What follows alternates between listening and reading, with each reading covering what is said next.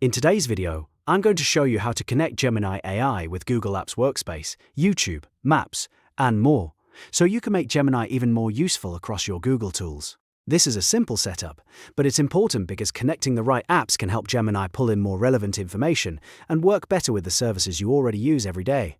If this video helps you out, make sure to hit the like button and subscribe for more easy tutorials like this. Alright, let's jump right in. First, open your web browser and go to the Gemini website. Once the page loads, sign in using the Google account you want to connect. Make sure you choose the correct account, especially if you use multiple Google accounts for work or personal use, because this is the account that will control the connected app access. After you're signed in, take a look at the bottom left-hand corner of the screen.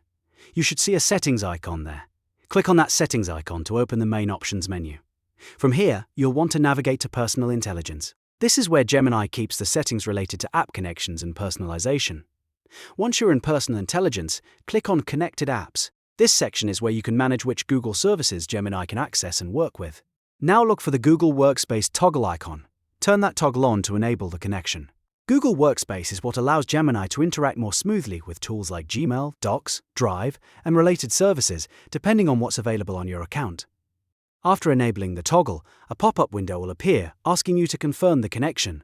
This is the final step before Gemini can start using the app integration. Click Connect in the pop-up to authorize the link. Depending on your account and permissions, Google may ask you to review a few access details before finishing. Take a moment to check those permissions so you know exactly what you're enabling. Once you confirm, the connection will be active, and Gemini will now be linked with the selected Google Apps and Workspace features. And that's it. You've successfully connected Gemini AI with Google Apps Workspace and set up the foundation for using it with services like YouTube, Maps, and more where available. This is a quick but powerful setup that can save time and make Gemini feel much more integrated into your daily workflow.